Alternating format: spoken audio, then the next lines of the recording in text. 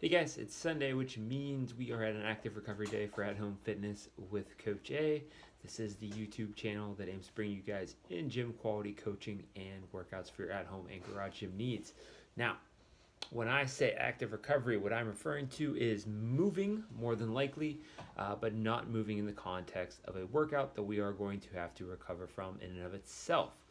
Let's talk about who should be doing this and how you should be doing this.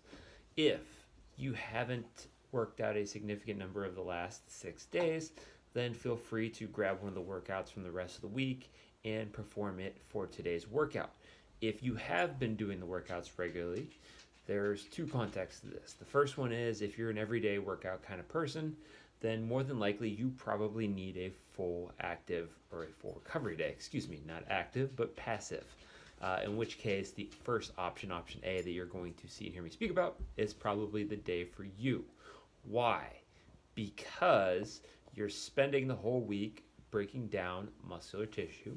By doing the workouts, you're literally creating damage, right? Which is part of the equation. We need to do that in order to rebuild those tissues and to create growth or gains, whatever you might want to call them, increase strength, things like that. So, if we are not giving ourselves the proper rest that we would need, the proper recovery we would need, that stuff's never going to get built back up anyway. Therefore, you're never going to see the gains that you're working your butts off for because your body isn't able to heal, recover, and show you those gains. Therefore, full recovery day. If we are working out many days a week, but we are taking days off during the week, specifically not today, then this could possibly be more of an active recovery day. In which case, options B, C, and D may be more for you. Stick around and I will speak about those in a second. All right, option a full recovery day, which means we do not do anything, let alone everything. Sit down, take a load off, rest, relax, recover. Does not mean you are forced to be stuck in bed. It just means you need to take a day off. All right, our first actual active recovery day option, option B, is going to be steady state cardio.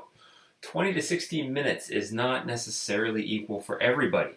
I have a pretty high aerobic threshold. I do not run for very much longer than 20 minutes ever.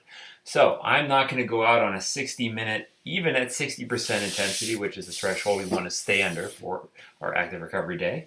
I am not going to go out for a 60-minute run at 60% and call that active recovery because that is going to take a lot out of me.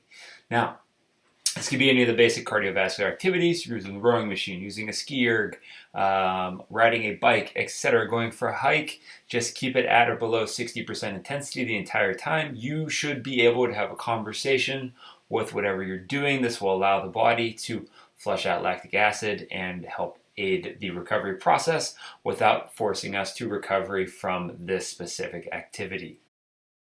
Option C is going to be yoga or mobility to improve our flexibility, range of motion, lengthen those muscle tissues, help them recover, relax, all of those good things. So what we're looking at here can be anywhere from 20 to 60 minutes. 60 minutes might seem kind of long, but if you guys are going to a slow-paced yoga class, it is probably going to last 60 minutes anyway. Now, it can be in a class atmosphere, such as a yoga studio, or it can be alone at home. It can be programmed based on a mobility session site or something along those lines, or it can be by feel, meaning you're basically feeling out what hurts and you're working on that as you go. All right, guys, our last active recovery option here, option D, is going to be called performance care.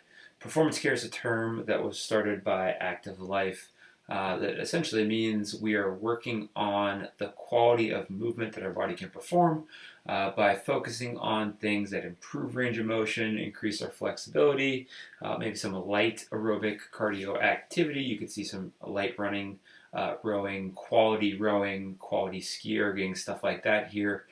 You can also actually see some strength work, specifically geared towards promoting balance, uniformity, things like that. Maybe we have a stronger right hip than left hip. That's one of the things we could work on here. Maybe our quad and our step ups are off. So we're stepping up much stronger on our right leg than we are on our left. Maybe we lack range of motion on one side versus the other. You might see some mobility or flexibility movements here. But basically, this is kind of like a quality AMRAP, if you will.